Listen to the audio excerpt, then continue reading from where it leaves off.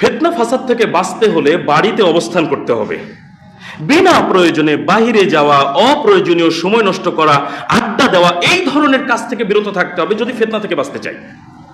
রাসূলুল্লাহ সাল্লাল্লাহু আলাইহি ওয়াসাল্লাম আমাদেরকে বলছেন, সুনান আবু দাউদ 4343 নম্বর হাদিস, ফিতনার সময় আমরা কি করব সেই বিষয়ে বলতে গিয়ে তিনি বলছেন, ইলজাম বাইতাকা, বাড়িতে তোমার ঘরে দৃঢ়ভাবে অবস্থান করো।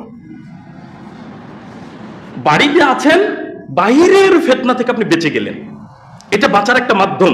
কিন্তু আমরা দেখেন বাড়িতেই থাকতে চাই না, আমরা বাড়িতেই থাকতে চাই না, বরং আমরা একটু সময় পেলেই বাহিরে বাহিরে সময় দেওয়ার চেষ্টা করি। একজন ব্যক্তি দিন মজুর, রিক্সা চালক, বা দেখা যাচ্ছে অফিস আদালতে কোনো জায়গায় তিনি চাকরি বাকরি করেন, 8 ঘন্টা 10 ঘন্টা ডিউটি করে আপনি বাসায় ফিরেছেন, স্ত্রী সন্তানকে সময় দেন, এতক্ষণ তো আপনি বাহিরে ছিলেন। কিন্তু আমরা কি করছি, আমরা কাজকর্ম সেরে বাসায় ফেরার পরে পুনরায় আবার আড্ডা দেওয়ার জন্য বাহিরেই চলে যাচ্ছি। এতে কি হচ্ছে আমি জানি না, পাবনা বেড়া এই অঞ্চলের কি অবস্থা, বিভিন্ন জায়গায় এত জটিল অবস্থা।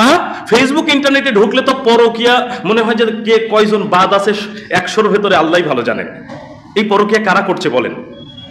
সাম্প্রতিক 2 জন স্বামী স্ত্রী সেলিব্রিটি তালাক হলো, ফেসবুকে স্ট্যাটাস দিয়েছে, পরিবারকে সময় দিন। তার মানে তারা আমাদেরকে পরামর্শ দিচ্ছেন পরিবারের সুন্দর সম্পর্ক কিভাবে রাখা যায়। তারা নিজেদের প্রফেশনে থাকতে থাকতে এমন ঘটনা ঘটে গেছে, তারা নিজেরাই নিজেদেরকে সময় দিতে পারে নাই, নিজেদের মধ্যে তালাক সংগঠিত হলো। যারা ইন্টারনেটে থাকেন তারা আমার কথা ধরতে পেরেছেন আমি কাদের কথা বলছি, নাম বলবো না। সেলিব্রিটি 2 জন স্বামী স্ত্রী। তাহলে আপনি চিন্তা করুন যে আমরা কাজ করছি, কাজ শেষে বাড়িতে ফিরে বাড়িতে অবস্থান করব, এটা আমাদের জন্য নিরাপত্তা, ফিতনা থেকে বাঁচার জন্য একটা বড় মাধ্যম। রাসূলুল্লাহ সাল্লাল্লাহু আলাইহি ওয়াসাল্লাম আমাদেরকে শিখিয়ে দিলেন। কিন্তু আমরা যেন বাড়িতে থাকতে চাই না, বাহিরটাই যেন আমাদের বেশি পছন্দ। এই জন্য স্ত্রীর সাথে স্বামীর দূরত্ব, সন্তানের সাথে বাবা মার দূরত্ব। কেন? কেউ কাউকে তো সময় দেয় না, বাড়িতেই তো থাকে না। বিশেষজ্ঞগণ বলছেন এই যে সন্তানদের সাথে যে বাবা মার একটা সম্পর্কের দূরত্ব তৈরি হচ্ছে, দেখাশোনা করছে না, সেই বয়সে বৃদ্ধাশ্রমে রেখে আসছে, এই যে ঘটনাগুলো ঘটছে, তো গবেষক যারা তারা বলছেন এটা ঘটার অন্যতম একটা কারণ, সন্তানদেরকে একটা বয়সের পর বাবা মা এমনভাবে তাদেরকে বাড়ির বাহিরে বের করে দেয় বা রাখে, পড়াশোনা বা চাকরি বাকরি যে কোনো ক্ষেত্রেই হোক না কেন, যে তাদের একসাথে বসে কখনো সময় কাটানোর সুযোগ হয় না। এতে এই যে out of side out of mind একটা কথা আছে, যে চোখের আড়াল তো মনের আড়াল, এই ধরনের ব্যাপারটি ঘটে যায় সন্তান এবং পিতামাতার মধ্যেও। তাহলে সতর্কতা অবলম্বন করা আগেই জরুরি। আর রাসূলুল্লাহ সাল্লাল্লাহু আলাইহি ওয়াসাল্লাম আমাদেরকে কত আগে সতর্ক করছেন, ইলজাম বাইতাকা, বাড়িতে অবস্থান করো দৃঢ়ভাবে।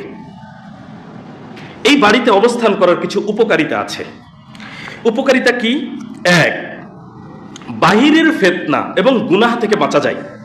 বাহিরে বের হলে যেমন চোখের দৃষ্টি, এই গুনাহ থেকে এখন বাঁচা কি আমাদের এত সহজ? বাড়িতে থাকলে কিন্তু অন্তত চোখের দৃষ্টির যে গুনাহ, সেখান থেকে আমরা বাঁচতে পারি। বাহিরে বের হলে আমরা চোখের জেনার ফিতনার মধ্যে পড়ে যাচ্ছি। আবার বাড়ি থেকে বের হওয়ার মাধ্যমে আমরা যখন বাহিরের লোকজনের সাথে উঠা বসা করব, তখন দেখা যাচ্ছে কোনো না কোনো ফিতনায় জর্জরিত হয়ে যেতে পারি, কারণ মানুষের মধ্যেই তো ফিতনা। তো বাড়িতে থাকলে আমরা বাহিরের ফিতনা এবং গুনাহ থেকে বাঁচতে পারি। বাড়িতে থাকার দ্বিতীয় উপকারিতা, ইবাদতের জন্য অবসর সময় পাওয়া যায়। আপনি বাহিরে আছেন, আড্ডা দিচ্ছেন, গল্প করছেন, আপনি যে একবার সুবহানাল্লাহ বলবেন আপনার মাথায় আসবে না। বন্ধুদের সাথে যদি আড্ডা দেন, চায়ের আড্ডায় যদি থাকেন, চায়ের স্টলে যদি থাকেন, এটা আসবে না। বাড়িতে আছেন, আপনি হয়তো একটু কিতাবপত্র পড়ছেন, একটু জিকির আজকার করছেন, নইলে ছেলে মেয়েকে একটু সুন্দর উপদেশ দিচ্ছেন, এগুলো ভালো কাজ। আপনি বাড়িতে আছেন মানে উপকারিতা আছে। 3, অনেক খরচ কমে। বাহিরে বের হওয়া মানেই খরচ। বিশেষ করে যারা ব্যবসা বাণিজ্য করেন, দোকানপাটে থাকেন, আমি তো এমনও শুনেছি যে দিনে 20 কাপ চা এমনি চলে যায়। তাহলে এটা কি এক্সট্রা খরচ না? একজন মানুষের দিনে 20 কাপ চা খেয়ে উপকারিতা কি আমাকে একটু বলবেন? তাহলে আপনি যদি বাহিরে বের না হন, আপনার আলাদা কিছু খরচ, বাড়তি কিছু খরচ থেকে আপনি বেঁচে গেলেন। তার মানে এটাও একটা ফিতনা। আপনার খরচ যখন বেশি হবে, এখানে 2টি কথা বলে যায়, ব্যাখ্যা করলে একটু আশা করি আপনাদের বুঝে আসবে, ভালো লাগবে। অপব্যয় আর হলো অপচয়, 2টি শব্দ আমাদের কাছে পরিচিত, কিন্তু 2টি শব্দের ব্যাখ্যা বা পার্থক্য কি আমরা বুঝি?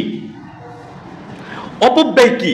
অপব্যয় হলো পৃথিবীতে যত পাপ কর্মে খরচ আছে সব হলো অপব্যয়। গুনাহের কাজে যে খরচগুলো আমরা করি সেগুলো অপব্যয়, সম্পদের অপব্যবহার। আর অপচয় হলো প্রয়োজনীয় বিষয়ে অতিরিক্ত খরচ করা, এটা হচ্ছে অপচয়। অপব্যয় করাও যেমন খারাপ দোষ, মন্দ দোষ, অপচয় করাও খারাপ মন্দ দোষ। শয়তানের ভাইকে জানা কথা না? বুঝেন? তাহলে অপচয়টা কিভাবে আমরা করি? প্রয়োজনীয় জায়গায় অতিরিক্ত খরচ, এটা হচ্ছে অপচয়। মনে করেন কিছুদিন আগে একটা খাটের মেলায় একটা খাটের দাম শুনেছিলাম 1 কোটি টাকা। 10,000 টাকার খাটে ঘুমালে ঘুম কম হয়, 1 কোটি টাকার খাটে ঘুমালে আপনার ঘুম বেশি হবে, এমন কি কোনো খাটের পার্থক্য আছে?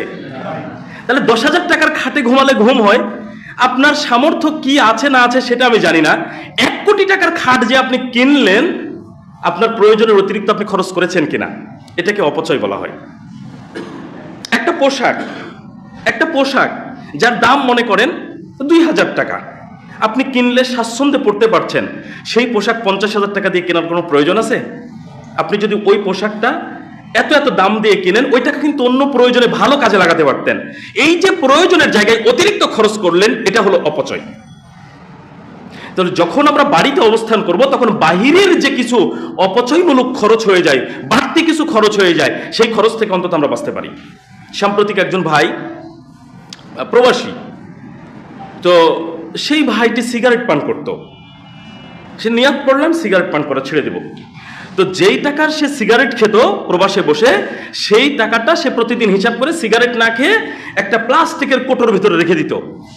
দীর্ঘ কয়েক বছর পরে বাংলাদেশি টাকায় 24 লক্ষ টাকা তার জমানো হয়েছে। আপনি চিন্তা করুন তো, একদিকে অপব্যয় ছিল টাকাটা, অপব্যবহার ছিল টাকার, শুধু একটু সচেতন হয়ে সে সেই কাজ থেকে দূরে থেকে সেটা জমিয়ে বাংলাদেশি টাকায় সেটা 24 লক্ষ টাকা হয়ে গেল। আমরা কত টাকা এইভাবে বাইরে খরচ করি? বাড়িতে থাকলে কিন্তু আমার বাহিরের খরচ থেকে আমি বেঁচে যাচ্ছি, এটা বাড়িতে থাকার একটা উপকারিতা। 4, বাড়িতে থাকলে বাহিরের যে ঝগড়া বিবাদ, সেখান থেকে আমরা বাঁচতে পারি। বাহিরে বের হলেই কারোর সাথে একটু কথা কাটাকাটি হবে, একটু তর্ক বিতর্কে জড়িয়ে যাব, কেউ আমাকে লক্ষ্য করে একটা তীর ছুড়বে, আমি সহ্য করতে না পেরে আমি আরেকটা তীর ছুড়বো, শুরু হয়ে যাবে। এটা বাড়িতে থাকলে সম্ভব নয়। একটা ব্যাপার কি জানেন, আমরা যখন বাড়িতে থাকি তখন কেউ এসে আমাদেরকে এটা বলে না, খোরশেদ আলম তোমার অমুক প্রতিবেশী তোমাকে নিয়ে আজকে এই খারাপ মন্তব্যটা করেছে, তোমার ওই পাড়ার অমুক লোক তোমাকে নিয়ে আজকে এরকম একটা মন্তব্য করেছে। কেউ কিন্তু বাড়িতে এসে বলে না। বাহিরে গেলে কি হয়, এর সাথে দেখা হচ্ছে আর আপনার কানে দিচ্ছে, অমুক এটা বলেছে, অমুক এটা বলেছে, অমুক এই বিষয় নিয়ে এটা বলেছে, তখন আপনি উত্তেজিত হয়ে যদি আপনার বিরুদ্ধে যায়, তখন আপনি তীর ছোড়া শুরু করছেন, তার মতোই ফিতনায় পড়ে গেলেন। বাড়িতে থাকলে অন্তত এই ফিতনা বা ঝগড়া বিবাদ থেকে আমরা মুক্ত থাকতে পারি। 5, মানুষের দেওয়া কষ্ট থেকে বেঁচে থাকা যায় বাড়িতে থাকার মাধ্যমে। যেমন হিংসা, কুধারণা, চগলখুরি, অপবাদ ইত্যাদির দ্বারা যে মানুষ আমাদেরকে কষ্ট দেয়, এটা বাড়িতে থাকলে আমরা শুনতেই পাই না কে আমার সম্পর্কে এগুলো বলেছে, কে করলো। বাহিরে থাকলে যখন মানুষের বলা কথাগুলো আমাদের কানে আসবে, তখন আমরা মানসিকভাবে কষ্ট পাবো। আর এই কষ্ট পাওয়াটাই আমাদেরকে তাদেরকে কষ্ট দিতে উদ্বুদ্ধ করবে, কারণ আমরা এত ধৈর্যশীল মানুষ নই, তখন ফিতনায় পড়ে যাব। সুতরাং বাড়িতে থাকার এটাও একটি উপকারিতা যে মানুষের দেওয়া কষ্ট থেকে আমরা বেঁচে যাব। 6, অন্যের ধন সম্পদ, পদ পদবী, সম্মান মর্যাদার লোভ কেটে যাবে এবং তার প্রতিও মানুষের যে প্রতিহিংসা, খারাপ লাগা, তার ক্ষতি করার প্রবণতা, এখান থেকেও মানুষ দূরে সরে যাবে। আমরা যখন বাহিরে বের হই, তখন কারো একটা সুদর্শন বাড়ি আমাদের চোখে পড়ে, কারো অনেক সম্পদ বা চাকচিক্যময় জীবনযাপন আমাদের চোখে পড়ে, তখন মনটা আকৃষ্ট হয়, শয়তান আমাদেরকে প্রলোভিত করে। বাড়িতে থাকলে এই বিষয়গুলো যখন আমরা দেখতে পাই না, তখন অন্তত শয়তান এই বিষয়গুলো দিয়ে আমাদেরকে ধোঁকা দিতে পারে না। আবার আপনি যখন অন্যের সম্পদ, পদ পদবী, মান সম্মান, মর্যাদার দিকে লক্ষ্য করবেন না, বা আপনার ভেতরে কোনো অনুভূতি নাই, কারো এসব দেখে মনের ভেতরে কোনো আশা আকাঙ্ক্ষা আসে না, হিংসা বিদ্বেষ আসে না, দেখবেন আপনার প্রতিও মানুষ ওই ধরনের চিন্তা ভাবনা করছে না। ওই তুলনায় হয়তো আপনার কম আছে, তা আপনার সাথে কি নিয়ে হিংসা করবে? তাহলে আপনি এই বাহ্যিক যে অবস্থা আমাদের বাড়ির বাহিরে, সেটা থেকে অন্তত অন্তরের যে প্রলোভন যা আপনাকে ফিতনায় ফেলতে পারে, সেখান থেকে আপনি বেঁচে গেলেন। যেমন একটা ছোট্ট ঘটনা যদি বলি, আমরা অনেকেই বিভিন্ন অফিসে চাকরি করি, কিছু কিছু সেক্টরে কিন্তু স্যালারি বেশি, যেমন পল্লী বিদ্যুৎ। আপনি খেয়াল করলে বুঝবেন, পল্লী বিদ্যুৎ, ভূমি অফিস, একজন পিয়নেরও অবস্থা ভালো, কিন্তু একজন সৎ অফিসারের অবস্থা তত ভালো না। যদি অফিসার সৎ হয়, তখন সৎ অফিসারের ওয়াইফ তাকে বলে এইভাবে, তোমার অফিসের পিয়নের এত এত কিছু হয়ে গেছে, তোমার কেন হচ্ছে না? ও তো অসৎ উপায় হয়েছে। ওই জায়গাটাতে নজর পড়লো কার? অফিসারের ওয়াইফের।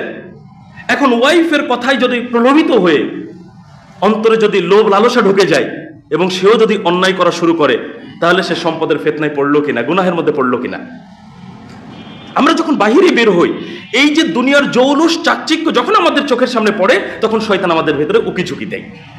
তাহলে বাড়িতে থাকলে অন্তত এই ফিতনা থেকে আমরা বেঁচে যাব। 7, বিরক্তিকর, নির্বোধ, জাহেল লোকদের থেকে বেঁচে থাকা যায়।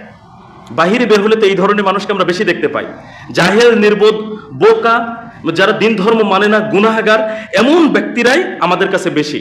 তাদের থেকে তো আমাদের দূরে থাকা উচিত, কিন্তু এমন কোনো জায়গা আছে যে জায়গায় তারা আমাদের কাছে নাই? সব জায়গায় এই মানুষগুলো আছে। তো তাদের সাথে যখন আমরা সম্পৃক্ত হই, তাদের আচরণে যখন আমরা কষ্ট পাই, তখন গীবাত, চগলখুরি, অপবাদ, অপপ্রচার সব কিছুতে আমরা সম্পৃক্ত হয়ে যাই। বাড়িতে থাকলে অন্তত আমরা এই বিরক্তিকর, নির্বোধ, জাহেল লোকদের থেকে বেঁচে থাকতে পারি।